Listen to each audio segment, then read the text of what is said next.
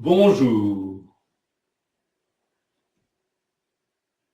Les Français considèrent aujourd'hui comme une évidence le devoir qu'a la nation de préserver et d'entretenir les témoins architecturaux de son riche passé, ces monuments historiques qui parsèment et embellissent les villes et les campagnes du pays. Cette idée est pourtant relativement récente, puisque c'est la monarchie de Juillet qui, la première, s'émut de la dégradation de certains édifices et vestiges anciens et entreprit de la contrecarrer en inventant le concept administratif de monument historique, devenu par la suite un statut juridique de protection. Dès la fin de l'année 1830 fut créé le poste d'inspecteur général des monuments historiques, confié d'abord au journaliste politique Ludovic Vitet, puis, à partir de mai 1834, à l'écrivain Prosper Mérimée.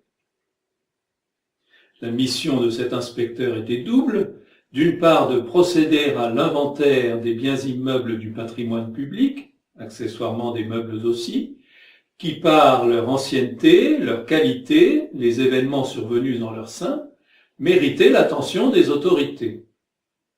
D'autre part, de veiller à leur conservation, voire d'encourager par une contribution de l'État leur restauration, dans laquelle le jeune architecte Viollet-le-Duc joua dès l'origine un rôle prépondérant. En 1837 fut constituée la Commission des monuments historiques, dont la tâche était de recueillir auprès des préfets un classement des ouvrages nécessitant en priorité une restauration, donc un financement public. Une première liste nationale de 1082 entités fut publiée en 1840. Les 934 édifices qui y figurent sont pour l'essentiel antiques ou médiévaux. Aucun n'est postérieur à la Renaissance. Il nous est difficile de le concevoir vu son prestige planétaire actuel. Il n'en reste pas moins que le domaine royal de Versailles n'était pas à l'époque perçu comme un monument historique, mais bien plutôt comme un reliquat démodé et encombrant de l'Ancien Régime. Abandonné depuis la chute de Napoléon Ier, il menaçait ruine lorsque le roi Louis-Philippe, pris de compassion, décida en 1833 de financer sur sa cassette personnelle les travaux de rénovation, avec le projet de le réaffecter à un musée de l'histoire de France, glorifiant ses victoires militaires depuis Clovis jusqu'à Charles X, musée qu'il inaugura le 10 juin 1837. Le château de Versailles connaîtra encore des visites épisodiques de la cour sous le Second Empire.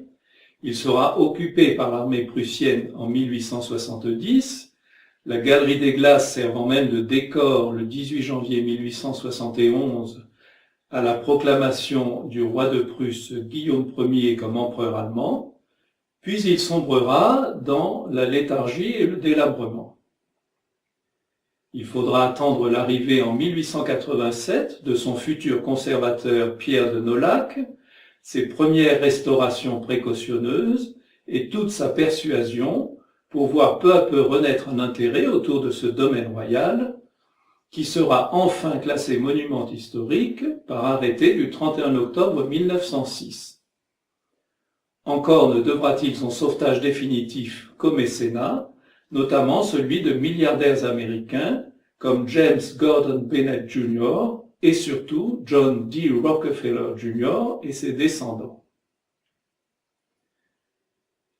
Dans son sonnet intitulé Versailles, daté de 1837, mais sans doute inspiré, vu sa teneur, d'une visite antérieure à 1833, Théophile Gautier nous dépeint la demeure royale comme une amante délaissée et pitoyable.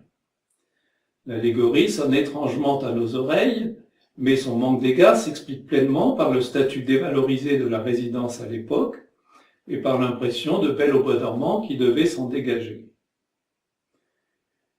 Donc voici le sonnet Versailles, tiré du premier recueil de poésies diverses de Théophile Gautier.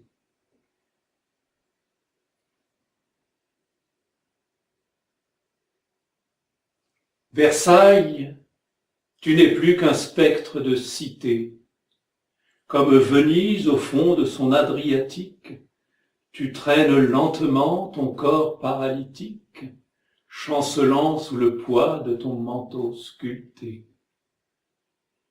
Quel appauvrissement, quelle caducité, tu n'es que surannée et tu n'es pas antique, et nulle herbe pieuse au long de ton portique ne grimpe pour voiler ta pâle nudité. Comme une délaissée à l'écart sous ton arbre, sur ton sein douloureux croisant tes bras de marbre, tu guettes le retour de ton royal amant. Le rival du soleil dort sous son monument, les eaux de tes jardins à jamais se sont tues, et tu n'auras bientôt qu'un peuple de statues.